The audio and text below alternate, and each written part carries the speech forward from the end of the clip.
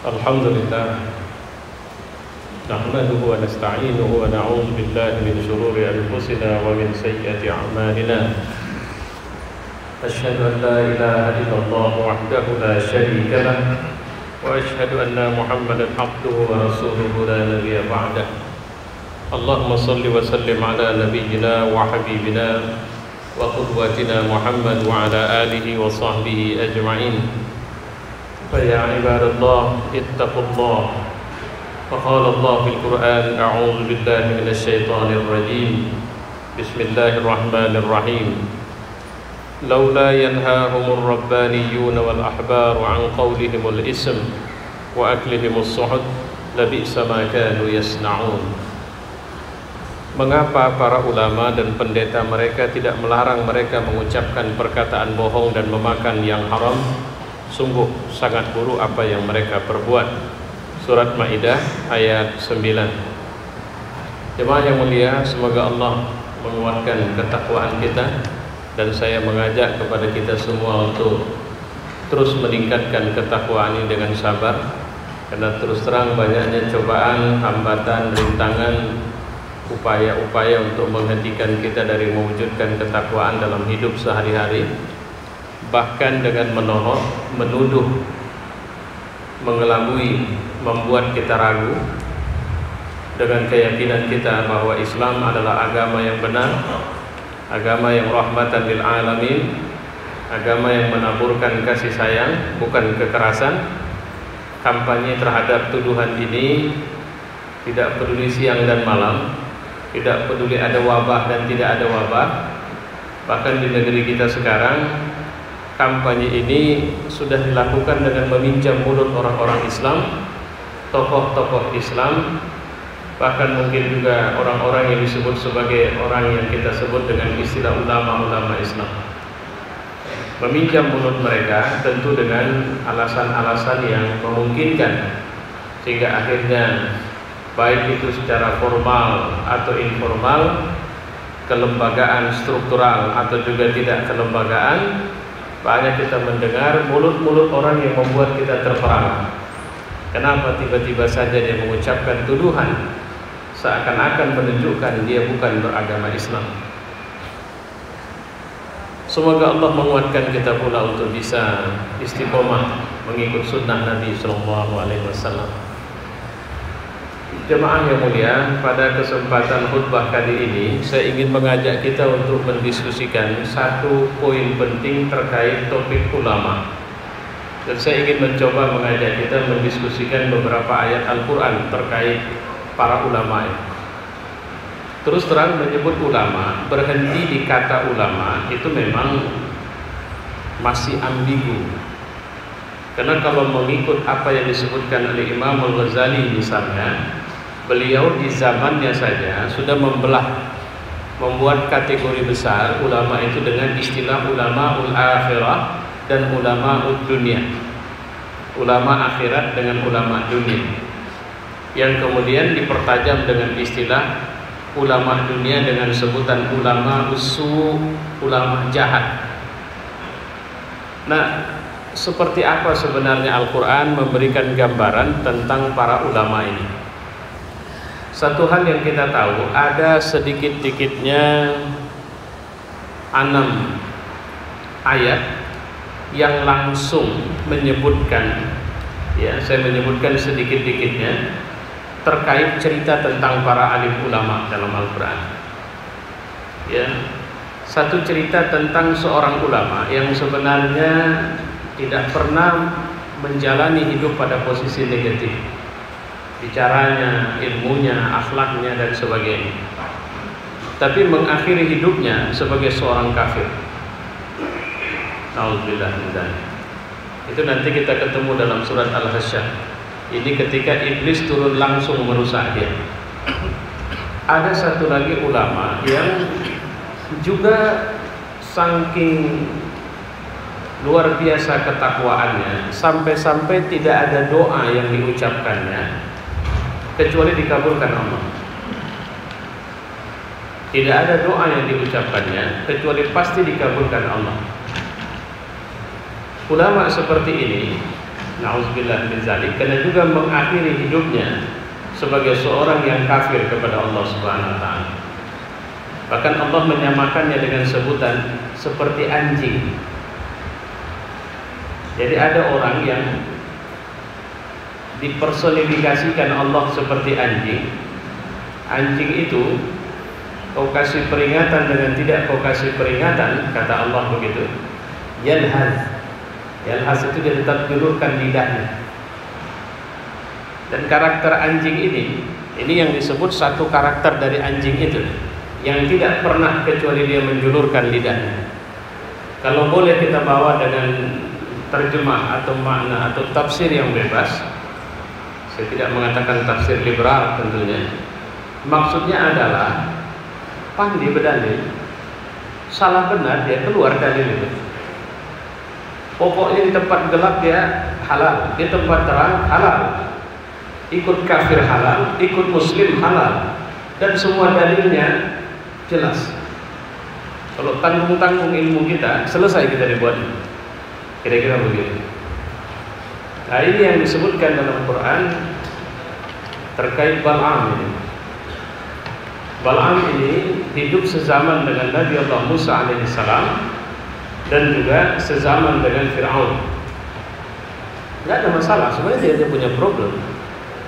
Saya tidak merendahkan, kalaulah sekedar ingin menunjukkan kelas perumpamaan yang bisa dipahami saja. Tapi tak usahlah saya sebut langsung. Dia memimpin sebuah padepokan lah begitu. Pengajian, majelis taklim, jamaahnya besar, jejaringnya hebat. Begitu. Nah, biasanya yang begini-begini, itu kan karena doanya makbul. Ini penyakit kalau doa makbul, setan pun minta didoakan, kira-kira begitu. Tak bisa menyortir siapa yang minta berdoa. Kira-kira itu yang terjadi sama Bal'am. Waktu itu kabarnya Fir'aun minta didoakan agar menang melawan Musa alaihissalam. Cuma pancingannya perempuan. Cuma kalau langsung perempuan itu jadi pancingan, tak laku sama dia. Kenapa? Karena dia tak tergoda. Jadi bagaimana caranya? Ngaji dulu perempuan itu. Berhari, berbulan, bertahun mengaji dia sama Bal'am. Dan ngaji tidak pasif. Kalau boleh sekarang siang malam WhatsApp-nya masuk, bertanya, Ustaz, apa hukum ini? Ustaz, apa ini? Apa ini? Apa ini? Dari semua pertanyaan Ustaz, terseliplah satu, Ustaz sedang apa? Nah, di situ kepleset mulai masuk. Pelan. Ini kerja setan yang luar biasa.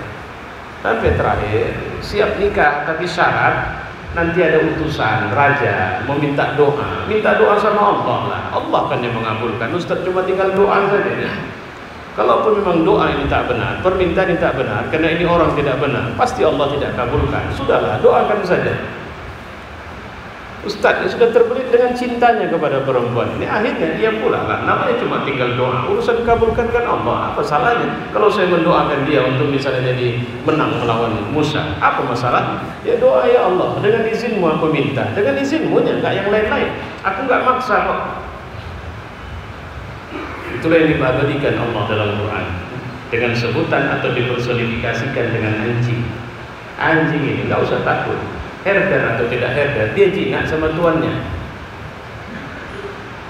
Kalau anjing ini dipersonifikasikan dengan ulama, sedalam apapun ilmunya, kalau dia kelas anjing, dia anjing juga ya. Maksudnya apa? Ya udah tinggal tergantung berapa apa namanya, yang siapa yang ngasih makan, tergantung siapa yang ngasih tulang sama dia. Di sinilah kita jangan terjebak atau terpesona kepada orang karena tingginya sorbannya menyentuh langit, lantas kita bilang, wah dia tuan guru, tuan enggak begitu. Hati-hati dengan ini. Ini dua contoh yang buruk ini. Kemudian disebutkan dalam surat Maidah tadi, kemudian juga di surat Maidah ini ada dua, satu di ayat 44, satu di ayat 63. Ayat 63 sudah saya baca sebelumnya pada awal khutbah ini. Ayat 44 Ini menceritakan tentang sungguh kami telah menurunkan kitab atau ayatnya, inna anzalna taurata fiha hudaw wa nur. Kami sudah menurunkan Taurat, kepadanya ada hudan, petunjuk, wa nur, dan penerang. Yahkumu bihan nabiyyuna alladhina aslamu lilladhina hadu warrabbaniyyin warrabbaniyuna wal ahbaru bima tukhfizu min kitabillah.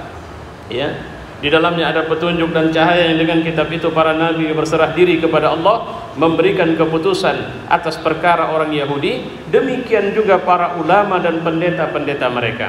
Saya teruskan, artinya sebab mereka diperintahkan memelihara kitab Allah dan mereka menjadi saksi. Jangan lupa ya, memelihara kitab Allah dan menjadi saksi bagi kitab Allah itu.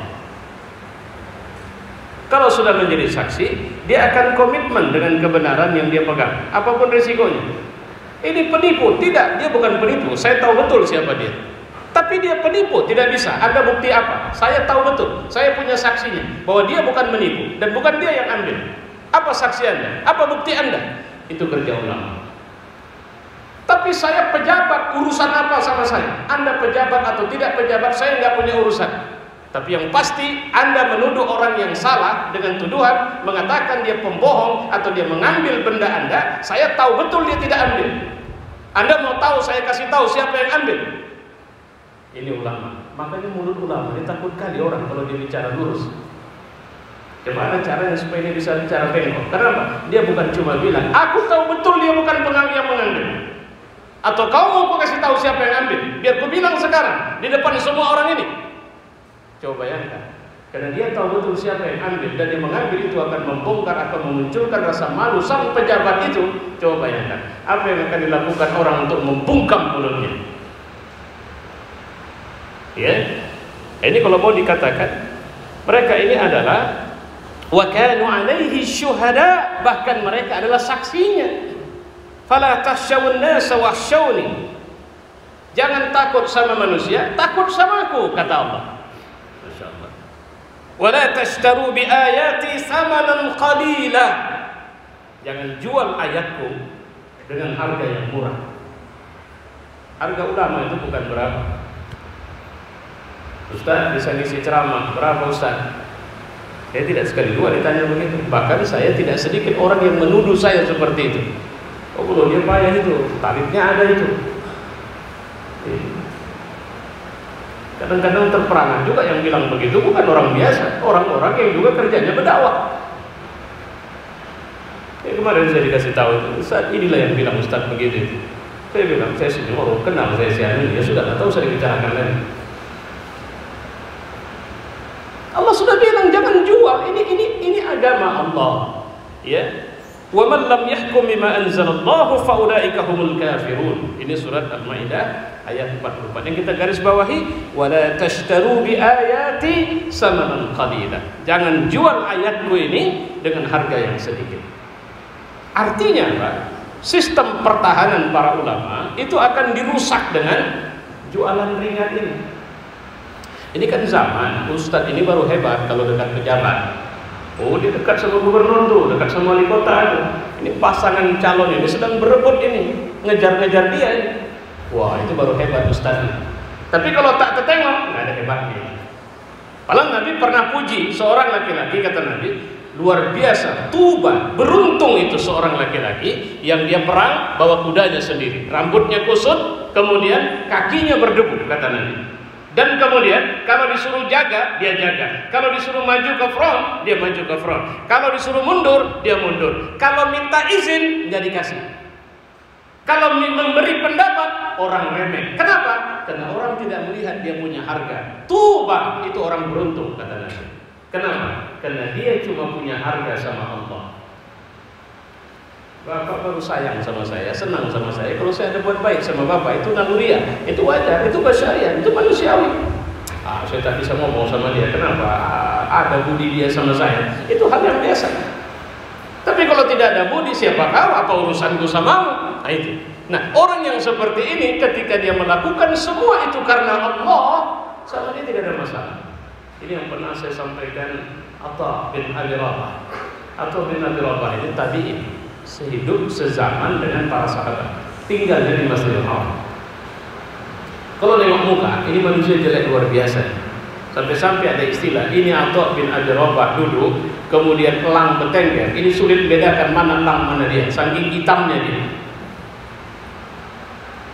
Tapi Atha bin Abi Rabah ini orang, kalau dia membuka istilahnya pengajiannya, daftar antrian orang mau cerita sama dia itu panjang betul. Dan dia tidak perlu siapa yang antri. Mau raja tidak raja, Anda ikut antrian ke sana. Satu hari khalifah dari dinasti Bani Umayyah datang bersama anaknya pangeran, mau bincang dengan Atha bin Abi Rabah. Kalau pejabat suka tak suka saya sama Presiden Republik Indonesia sekarang Pak Jokowi, kalau dia datang ke rumah saya, mau tak mau saya akan khidmat untuk melayani beliau. Tapi Atha bin Abi Rabah tidak. Kelas orang sesuai dengan daftar antrian. Apa yang terjadi? Anak Pak Pangeran bilang, ayah, siapa orang ini? Kok mental kali dia? Apa hebatnya dia dibanding ayah? Nah, nanti kau akan lihat setelah ayah bicara sama dia, siapa dia. Begitu nyampe, apakah Atha tidak kenal ini siapa? Dia kenal. Ini apa? Ini khalifah, ini raja, ini sultan. Tapi ekspresi wajahnya tidak berbeda. Ini biasa saja. Apa kabar Sultan? Apa yang mau ditanya sini? Apa yang mau didiskusikan? Tak ada sesuatu yang istimewa. Bukan, oh Sultan mohon maaf, waduh, enggak tahu saya tadi, rupanya Anda. Tidak, saya duduk di rumah Allah nih, yang punya rumah Allah. Yang ngatur Anda bicara dengan saya, itu aturan Allah, bukan aturan saya. Harganya, dia tidak jual dengan harga yang sedikit. Jemaah yang mulia, ini catatan kedua kita, dan ada lagi yang menarik ketika Allah menceritakan dalam surat Asy-Syu'ara tentang ulama. Awalan yakun lahum ayatan ay ya'lamahu ulama Bani Israil. Apa tidak cukup bukti bagi mereka bahwa ulama Bani Israil itu tahu? Apa enggak ada ulama di sana? Kira-kira begitu. Hati-hati, ini menceritakan kesan adanya ulama yang kitmanul ilm. Dia simpan ilmu itu, dia tak bilang. Kenapa? Ada kepentingan politik, ada kepentingan ekonomi, ada kepentingan yang bukan kepentingan agama mau dia selamatkan, maka dia simpan ilmu itu. Maka Allah mengatakan, apa tak ada ulama di situ yang bisa kasih tahu bahwa kau ini seorang nabi yang menyampaikan bahwa sebenarnya akan memang datang kebenaran setelah wafatnya Isa al-Masih, setelah wafatnya Musa alaihissalam, bahwa akan datang seorang nabi akan benar membawa Al-Quran, dan benarlah Al-Quran itu. Tidak sedikit orang yang dia benar tapi tidak mau bicara kebenaran. Syekh Santun itu seorang perokok berat, nggak putus kabar. Saya pernah membaca satu cerita tentang beliau. Syekh Santun ini Grand Master atau Grand Al-Azhar, rektornya Universitas Al-Azhar di Kairo.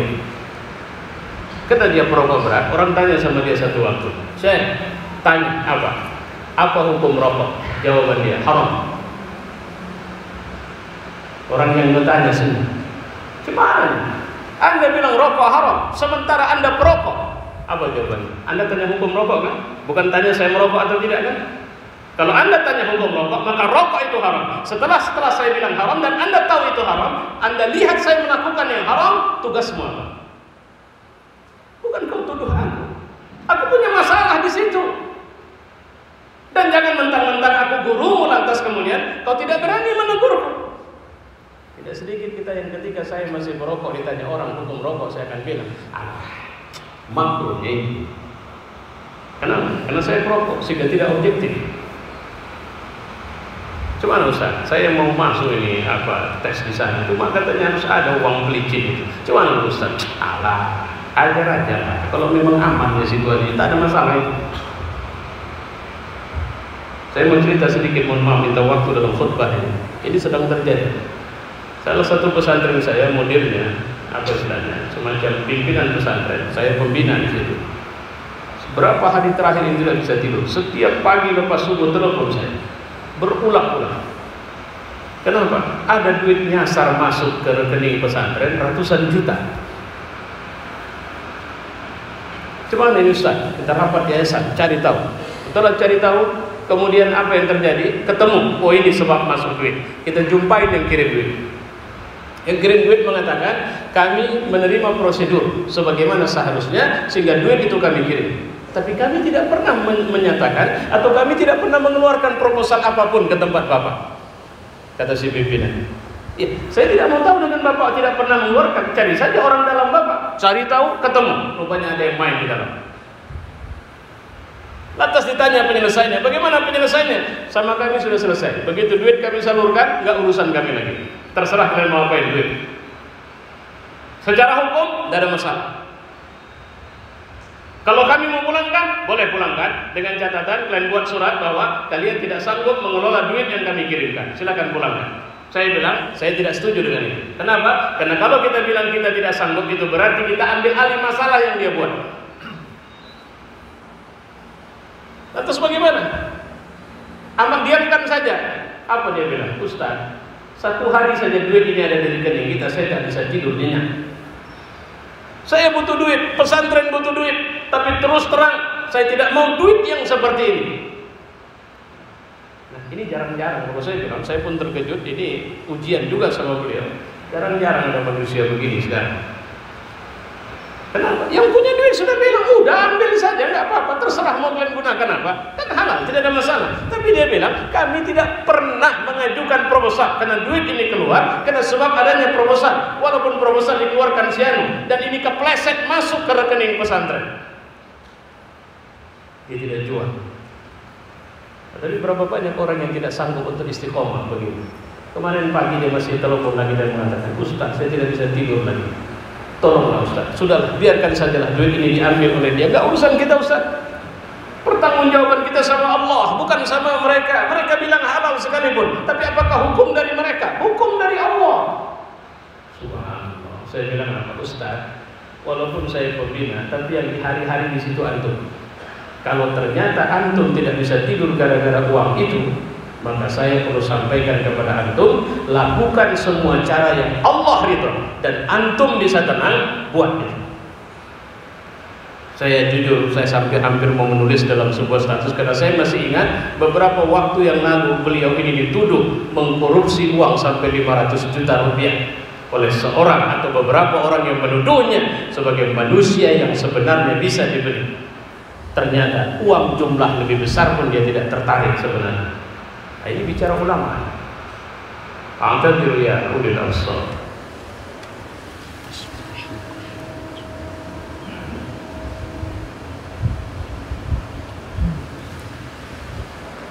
Alhamdulillah, wassalli wa sallim ala nabiyyina wa habibina wa qudwatina Muhammad wa ala alihi wa sahbihi ajma'in. Fa ya ibadallah ittaqullah. Wa qala Allah fil Qur'an, a'udzu billahi minasyaitonir rajim. Bismillahirrahmanirrahim.